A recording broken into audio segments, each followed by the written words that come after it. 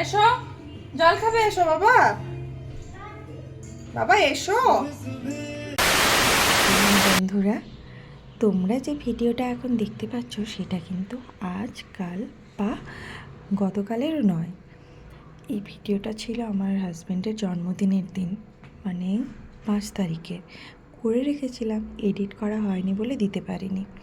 তো সেদিন একটা বিশেষ জন্মদিন, যেমন বিশেষ দিন ছিল, তার সাথে অন্য একটা কারণও ছিল। সেই দিন প্রথম আমার শ্বশুর শাশুড়ি বাড়ি থেকে আমাদের এখানে ব্যাঙ্গালোরের বাসায় এসেছিলেন।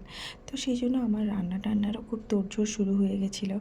আমি সকালবেলা পরের জন্য বসিয়ে দিয়েছিলাম পায়েস। তারপরে সমস্ত যে রান্নাবান্না করব, কিছু মিষ্টি বানাচ্ছিলাম, কিছু রান্নার যে উপকরণগুলো ওগুলো করে রাখছিলাম। তার মাঝখানে ছেলের খাবার বানালাম। দেখো আমাকে কেমন ঝোড়ো কাক লাগছে। কি করব, খুব ব্যস্ততা। আর থাকি তো, মানে ছেলে আর আমি মায়ে বয়ে যতটা মিলে কাজ করা যায়। না না, আমার ছেলেকে ছোটো বলে একেবারেই উপেক্ষা করলে চলবে না। ও কিন্তু আমাকে খুব হেল্প করে দেয়, অনেক কিছু করে দেয় আমার।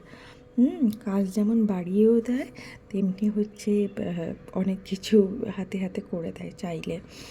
তো তার মধ্যে বেজে গেছিলো 9টা, তখন হচ্ছে আমার হাজব্যান্ড বেরিয়ে যাবে অফিস। তো সেদিন সকালবেলা এতটাই ব্যস্ততা ছিল, ওকে ব্রেকফাস্টে কিছু বানিয়ে দিতে পারিনি। হ্যাঁ, টিফিন বানিয়ে মানে লাঞ্চটা বানিয়ে দিয়েছিলাম, বাট ব্রেকফাস্টে কিছু বানাতে পারিনি। তো করে দিয়েছিলাম শরবত।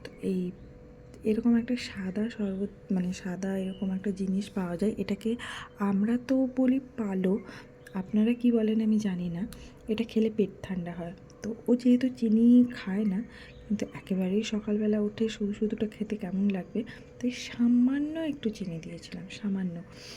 তো ওকে শরবতটা করে দেওয়ার পরে ওকে খাইয়ে দাইয়ে অফিস পাঠিয়ে দিয়েছিলাম। এটা খেলে কিন্তু শরীরের জন্য খুবই ভালো, পেট ঠান্ডা হয়। মানে সকালবেলা তো ভালোই আর কি, মায়েরা হয়তো জেনে থাকবেন। তো ওকে করে খাইয়ে দাইয়ে পাঠিয়ে দিয়েছিলাম অফিস। তারপর আমরা মা ছেলে ঘরে রান্নাবান্না করছিলাম, ভিডিওটা এডিট করছি আজকে। কিন্তু যেদিনের তো যাই হোক, এতটাই ব্যস্ততা ছিল, সারাদিন ধরে এত রান্না বান্না করলাম, এত সাজিয়ে গুছিয়ে খেতে দিলাম বাবা মাকে, আর সেটাই ভিডিও করতে পারলাম না। যাই হোক, অবশেষে ছেলে তার বাবার সাথে খেলাধুলা করতে শুরু করে দিয়েছে। আর এদিকে আমার রাতের রান্নাও কমপ্লিট, পেঁয়াজকলি মটরশুঁটি দিয়ে নতুন আলু ডিমের কষা আর রুটি। সবাই ভালো থাকবেন, আজকের ব্লগটা এটুকুই, বাই বাই।